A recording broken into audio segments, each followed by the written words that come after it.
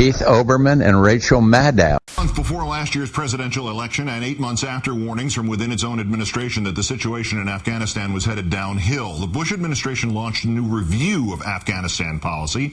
Yet now, with a long list of Afghanistan war malfeasances under its belt, that government's loudest refugee, Dick Cheney, attacks President Obama again. And in our third story in the countdown, he accuses the president of dithering on Afghanistan. The latest salvo from the former vice president, who turned dithering into an art form last night at the Center for Security Policy in Washington, which gave Cheney an award along with his former chief of staff, the convicted felon Scooter Libby.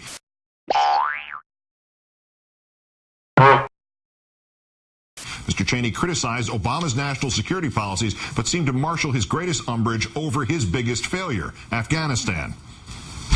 Having announced his Afghanistan strategy in March, President Obama now seems afraid to make a decision and unable to provide his commander on the ground with the troops he needs to complete the mission. The White House must stop dithering while America's armed forces are in danger.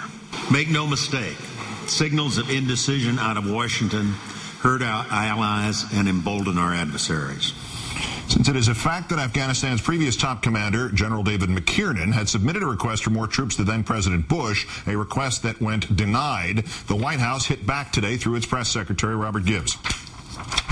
It's a curious comment given, I think it's pretty safe to say that the vice president was for 7 years not focused on Afghanistan. Even more curious given the fact that a increase in troops sat on desks in this White House, including the vice president's, for more than 8 months. A resource request filled by President Obama in March. A resource request filled by President Obama in March. What Vice President Cheney calls dithering, President Obama calls his solemn responsibility to the men and women in uniform and to the American public. I think we've all seen what happens when somebody doesn't take that responsibility seriously. And the Obama administration had to start its Afghanistan policy from scratch, according to White House Chief of Staff Rahm Emanuel, a point which reportedly infuriated certain former Bush officials, including Mr. Cheney. With other failures, like former Defense Secretary Rumsfeld in attendance, Mr. Cheney said that the Bush administration had given the Obama transition team its Afghanistan review and agreed with the Obama team's request to keep it quiet. But after the Bush administration screwed up the effort in Afghanistan, perhaps Obama's team thought it best to perform its own assessment. After all, the chairman of the Joint Chiefs testified in December of 2007, quote, "In Afghanistan, we do what we can. In Iraq, we do what we must. Our main focus militarily in the region and the world right now is rightly and firmly in Iraq." A year later, the draft national intelligence estimate, still under President Bush, had confirmed what many experts already knew, except the idiots inside the White House.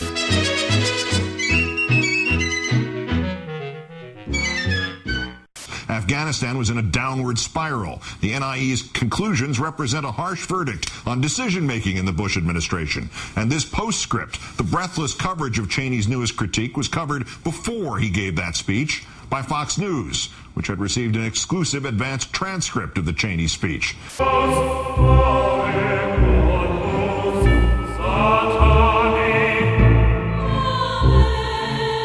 That's what happens for outlets that are media arms of the GOP.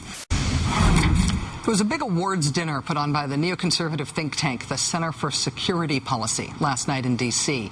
And there were a couple of notable winners. Scooter Libby took home the Service Before Self Award. In possibly related news, you'll recall that it was Scooter Libby who took the fall for the Valerie Plame is an undercover CIA officer leak, a leak that came from somewhere in the White House. Now the neocons have given him a Service Before Self Award. Also walking away with some hardware last night was the man for whom Scooter Libby was chief of staff, former Vice President Dick Cheney. Mr. Cheney is out of the hospital from his most recent round of surgery, and last night he was given the Center for Security Policy's Keeper of the Flame Award. To the extent that Mr. Cheney is still in charge of maintaining any sort of fire source, there should be no doubt that he's using it to try to burn the Obama administration. Last night, he said the new president is wrong on Iran, wrong on missile defense, even as the vice president is abroad right now talking about that. Vice President Cheney even said that President Obama is wrong to withdraw troops from Iraq, even though in Iraq, President Obama is keeping to the withdrawal plan that Bush and Cheney negotiated while they were in office. Prime Minister Maliki met yesterday with President Obama, who began his press availability with an extended comment on Afghanistan. When he finally got around to talking about Iraq, he told the media that he reiterated to Maliki his intention to remove all U.S. troops from Iraq. Right. You negotiated that. He's keeping to your plan. That's a problem now? The former vice president saved most of his fire last night for the other war that he started but didn't win. We should all be concerned as well with the direction of policy on Afghanistan. Having announced his Afghanistan strategy in March, President Obama now seems afraid to make a decision and unable to provide his commander on the ground with the troops he needs to complete the mission. The White House must stop dithering while America's armed forces are in danger. Make no mistake, signals of indecision out of Washington hurt our allies and embolden our adversaries. Waffling while our troops on the ground face an emboldened enemy endangers them and hurts our cause. Recently, President Obama's advisors have decided that it's easier to blame the Bush administration than support our troops. When we deployed forces 8 years ago this month, it was to make sure Afghanistan would never again become a training ground for killing Americans. It's time for President Obama to do what it takes to win a war. President Obama must do what it takes to win this war. Now he tells us. See, those 7 years while he was ignoring and losing Afghanistan, Mr. Cheney had what it takes to win as a secret plan that he forgot to implement. Thank God he's still around and President Obama can ask him now how to win.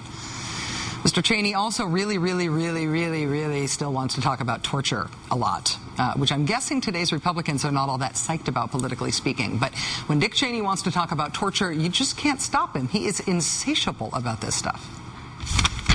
They've chosen a different path entirely, giving in to the angry left, slandering people who did a hard job very well, and demagoguing an issue more serious than any other they will face during these 4 years.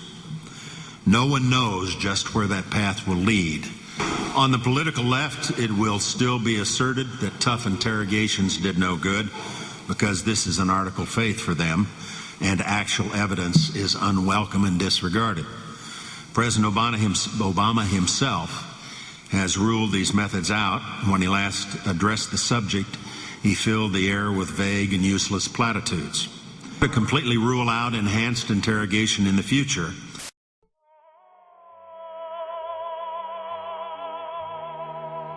in favor of half measures is unwise in the extreme.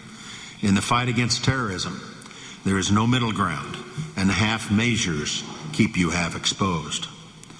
For all that we've lost in the conflict, the United States has never lost its moral bearings.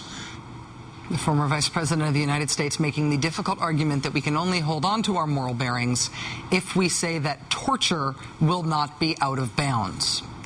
Which makes me want to ask a follow-up question about what exactly he means by moral and by the word bearings. But Vice President Cheney won't let me interview him or any members of his family, so I don't get to ask.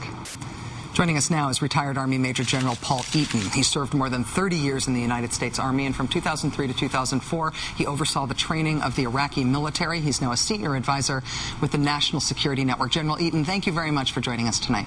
Rachel, thank you very much for inviting me on. Now, I want to be clear, and I don't want to create the impression that by appearing here you implicitly agree with all the criticisms I just levied against Vice President Cheney. But I want to talk to you about the tough response that you wrote in response to Mr. Cheney's speech. You said that Mr. Cheney was an incompetent war fighter.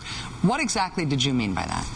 Well, first, Rachel, I've got to tell you that I'm not sure if I'm more embarrassed by the former Vice President's remarks or by the applause that he received by my fellow Americans by these egregious comments that he made. But the former vice president, my comment that he's an incompetent warfighter, was party to the Rumsfeld-Cheney-Bush prosecution of war in Iraq and in Afghanistan. And they never properly established mission. They never properly established troops to task. And they have dumped onto the American soldier the expectation that they will pull their chestnuts out of the fire. So I am very happy to see President Obama pull together a team who will do a judicious review of what we really want to achieve in Afghanistan. I mean, here's a couple of sick puppies.